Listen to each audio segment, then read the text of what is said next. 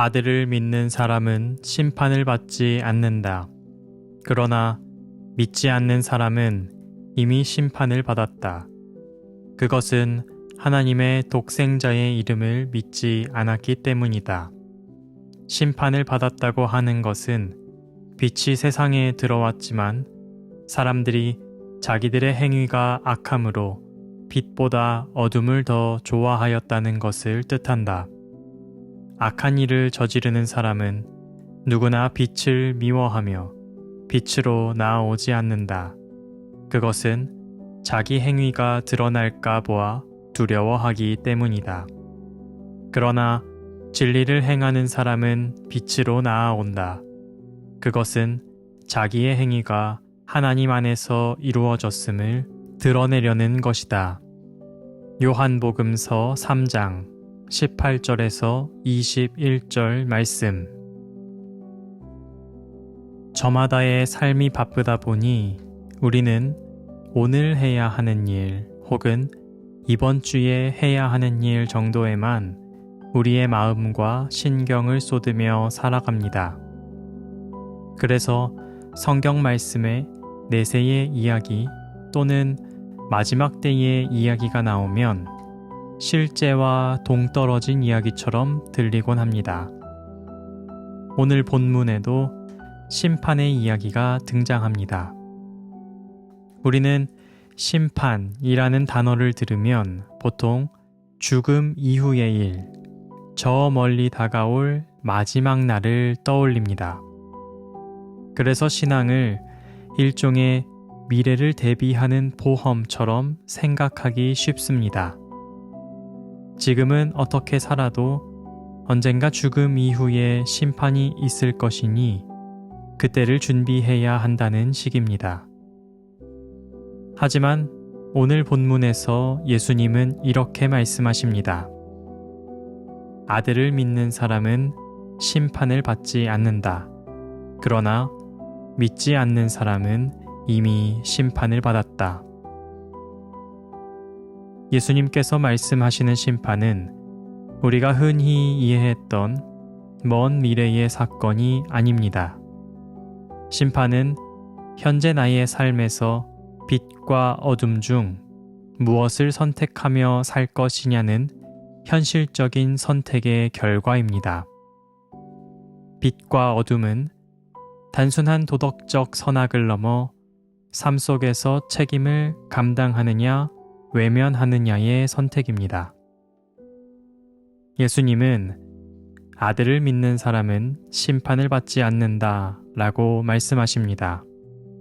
여기서 믿다 라는 말은 이미 몇 번 설명드린 바와 같이 단순히 교리를 동의하거나 머리로 수긍한다는 뜻이 아닙니다.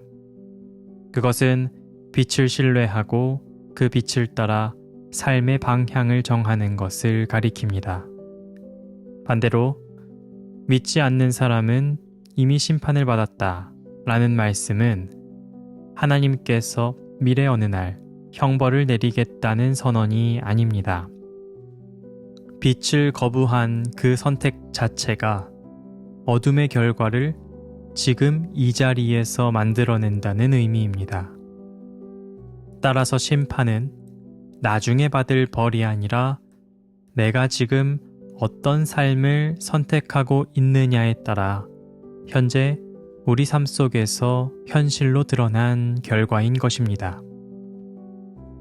예수님은 이어서 심판을 이렇게 설명하십니다. 빛이 세상에 들어왔지만 사람들이 자기들의 행위가 악함으로 빛보다 어둠을 더 좋아하였다는 것을 뜻한다. 왜 사람들은 빛보다 어둠을 사랑할까요? 어둠은 단지 범죄나 악행만을 뜻하는 표현이 아닙니다. 빛은 우리가 어떤 행동을 하는지, 어떤 선택을 하는지를 아주 밝히 드러냅니다. 드러난다는 것은 곧 책임을 요구합니다. 그래서 우리는 책임을 피하기 위해 무관심, 방관, 침묵의 방식으로 어둠을 선택합니다. 기후위기의 심각성을 알면서도 값싸고 편리한 소비를 그대로 유지하거나 전쟁의 참상을 알면서도 정치적 중립이라는 명목으로 행하는 침묵, 혐오와 차별의 말을 들으면서도 내 일이 아니다 라고 지나치는 일, 이 모든 일상의 결정들이 바로 어둠을 사랑하는 방식입니다. 그러나 예수님은 진리를 행하는 사람은 빛으로 나아온다고 말씀하십니다. 빛으로 나아간다는 것은 도덕적으로 올바르게 사는 것으로만 설명할 수는 없습니다. 빛으로 나아간다는 것은 하나님의 생명을 신뢰하기 때문에 자신의 삶이 드러나도 두렵지 않은 상태, 빛이 비쳐도 숨길 필요가 없는 삶을 의미합니다. 빛은 추상적 개념이 아니라 매일의 선택과 행동 속에서 실현됩니다. 따라서 아들을 믿는다는 것, 하나님의 독생자의 이름을 믿는다는 것, 거듭났다는 것은 한순간의 종교적 감정이 아니라 매일의 삶 속에서 빛을 향해 반복적으로 선택하고 실천하는 과정입니다. 예를 들어 출퇴근길 버스나 지하철에서 잠깐이라도 자리를 양보하는 그 일도 빛으로 나아가는 일이 될 수 있습니다. 누군가는 무거운 짐을 들고 있고 누군가는 피곤한 몸을 이끌고 서 있을 때 나의 자리를 내주는 행동은 겉으로 보면 아주 사소해 보일 수 있습니다. 하지만 그 순간 우리는 서로의 존재를 존중하고 인정하는 것입니다. 또한 빛을 따른다는 것은 시간을 대하는 태도이기도 합니다. 남을 쉽게 판단하거나 비난하기보다 잠시 멈추어 상대의 상황을 헤아려 보려는 마음, 다급한 상황에서도 조금 더 신중하게 말하는 태도 같은 것은 빛에 속한 이들의 내면에서 자연스럽게 흘러나오는 삶의 방식입니다.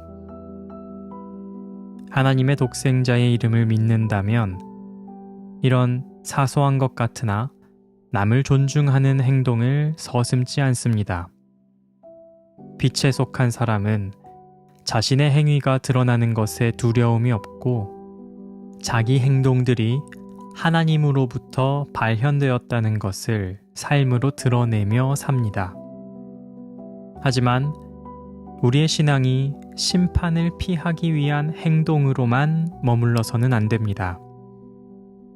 심판을 피하기 위해 억지로 선을 행하는 것이 아니라 우리가 빛으로 나아가는 이유는 예수님을 온전히 믿기 때문이며 그 믿음은 우리의 삶 속 구체적인 선택과 행동으로 나타나야 합니다.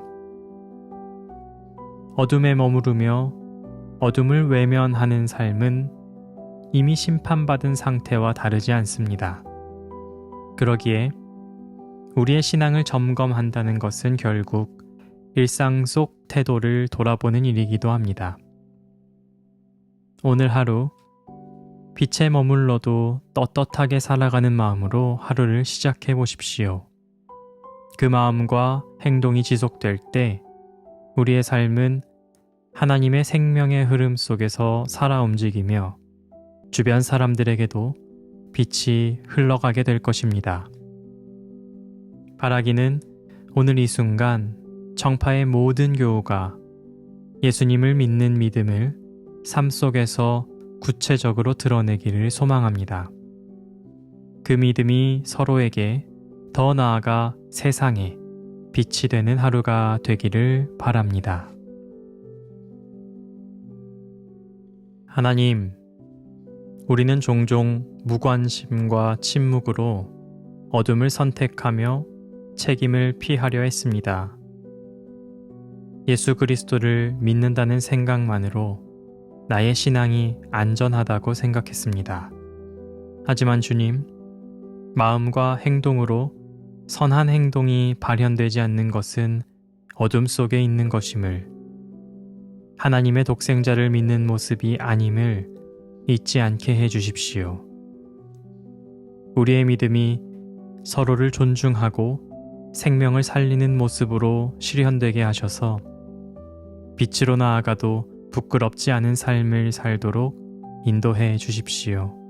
또한 그런 삶을 살려는 사람들이 더욱 많아질 때 어두운 세상에 빛이 드리워지게 해 주십시오. 아멘.